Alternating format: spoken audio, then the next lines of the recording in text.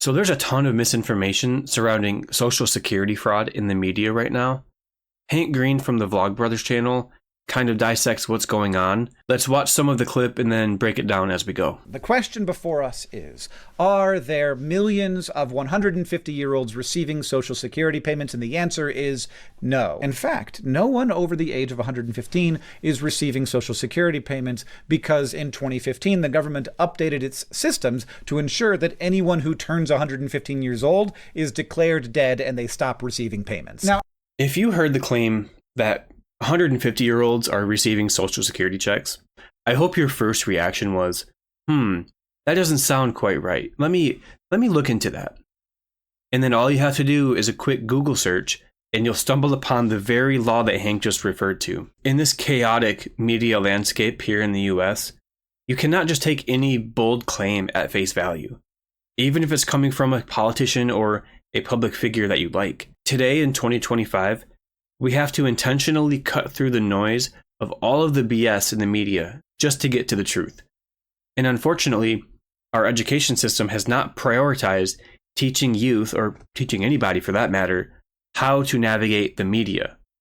Now, I plan to make a future video about that topic, about why Americans are not media literate. Now, as we will see later in the video, this is not a particularly important way that we decrease Social Security fraud, but it is a really cheap way, and I'm glad we're doing. And 100%, there is Social Security and pension fraud in the world, and the best story that I know about it is blue zones. So blue zones are areas of the world where government records show that people are much more likely to live to be very old. Okinawa, Sardinia, some areas of Costa Rica and Greece. And after identifying this effect in government databases, people did a lot of research to try and figure out what's different about those places. What do they eat there? What's their physical activity like? How can we be like them so that more of us can live to be 115? Well, it turns out that among other explanations, one contributing factor is that blue zones are in areas of the world where records are not well kept. And what happens is, if the government has no record of your birth, you might lie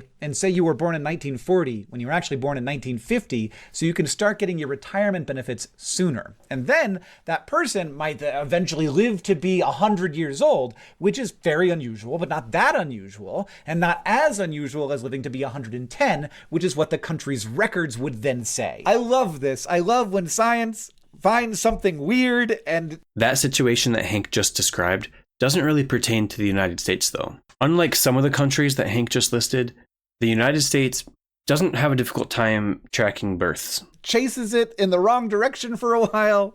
And look, there's probably also some good stuff about the lifestyles of Sardinia and Okinawa. What we've mostly learned is lean protein, fiber, and walking around and having people who care about you in your life. Those are like the big ones for longevity. And another way this might show up is if records are currently not kept well, people might die, and then their relatives might simply never report their death to the government, and they would keep collecting those retirement benefits for like a decade or two. That kind of fraud really does happen, and it is illegal, and it should be stopped, but I should probably say that this isn't the majority of Social Security fraud. And I almost put that in air quotes because the majority of Social Security fraud is overpayment. It is living people who are supposed to be getting Social Security benefits who are getting more than they legally should get.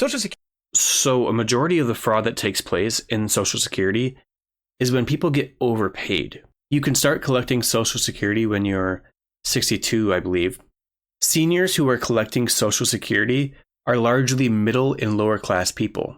Oh, how evil and scandalous that grandma got $50 more on her check this month. And now she can more easily afford her groceries and her utilities. I can't believe how illegal and scary it is that your great Uncle Remus is using his Social Security checks to pay down his medical debt and using whatever's left over to donate to the local charity. Most people who are getting overpaid are lower income people. That money is going right back into our economy. It's not being invested into the stock market. It's not being used to buy property or to increase the wealth inequality that exists between the top 1% and everyone else.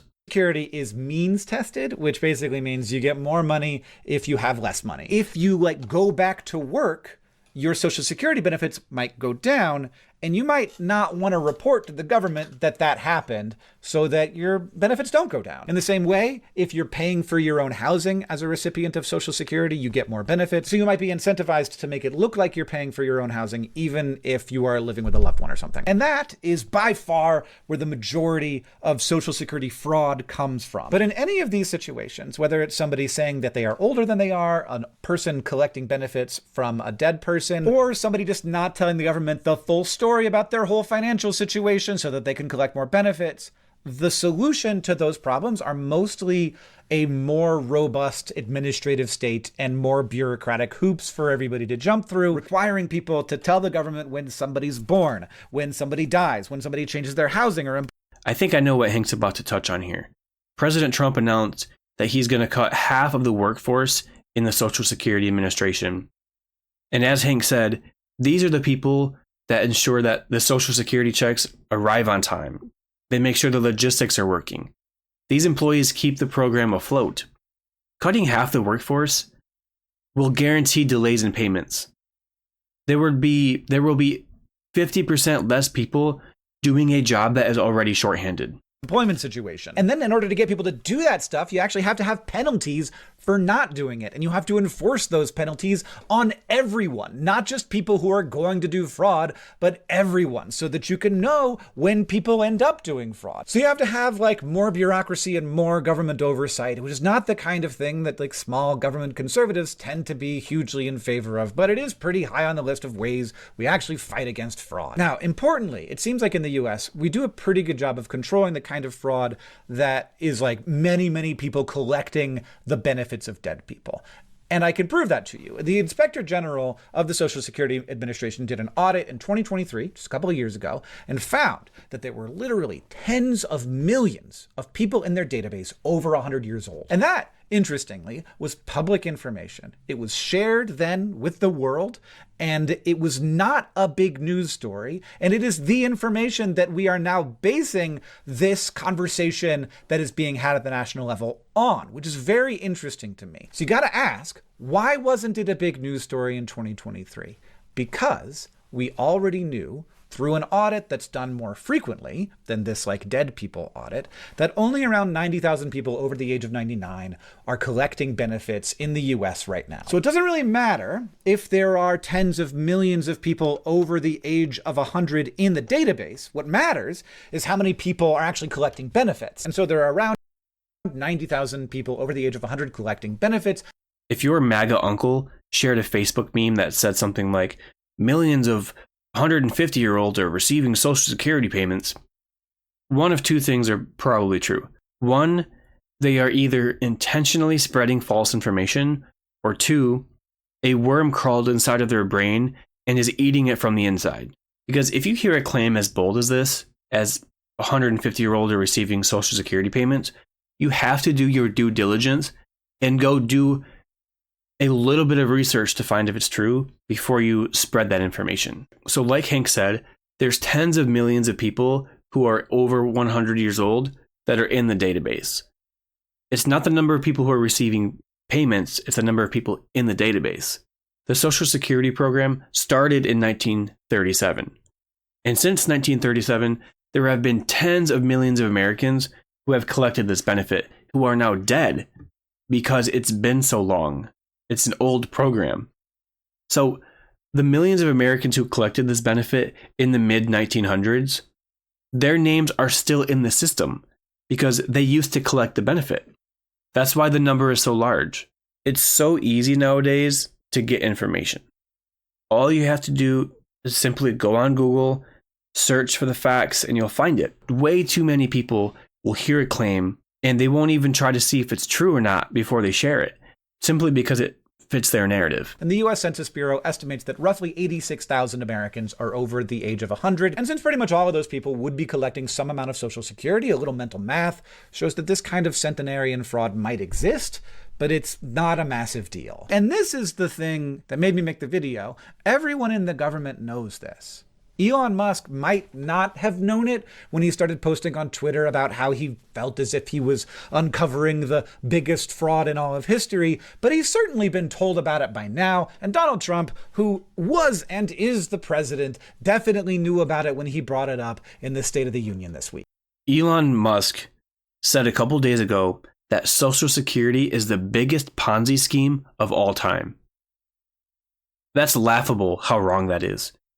This guy masquerades as this tech genius, but his ketamine addiction is frying his brain at record levels.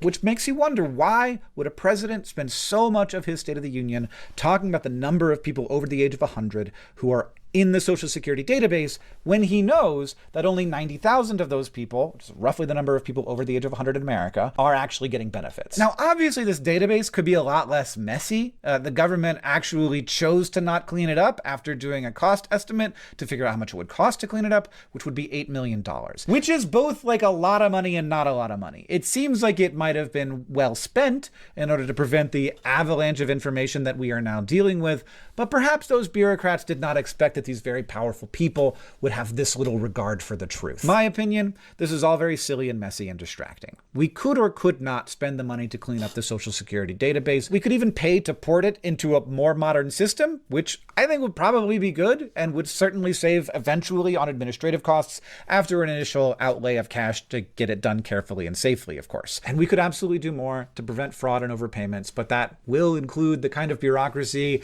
that everybody has to deal with, even though most people are never going to do fraud. But I think we should be honest about the fact that there are costs to doing that, and those costs include annoying bureaucracy that people who will never do fraud have to interface with, because some small portion of people will do fraud, and without the bureaucracy, we simply cannot catch them. And we have to understand that we would be adding all of that extra cost and bureaucracy to make people's lives a little bit worth in order to recover the less than 1% of Social Security's benefits that we think are lost to overpayment and fraud. Now look, I do not like the idea that people are defrauding Social Security. I think that's terrible, but I think it's mostly being done by people who don't think they're doing anything that important, just not reporting a change in income or living situation that would decrease their benefits because they don't feel enough respect for the system to do the right thing, and also they want those benefits. But also maybe part of the reason they don't respect the system is because they're constantly being told that it's corrupt. So what I really don't like is the most powerful man in the world and the richest man in the world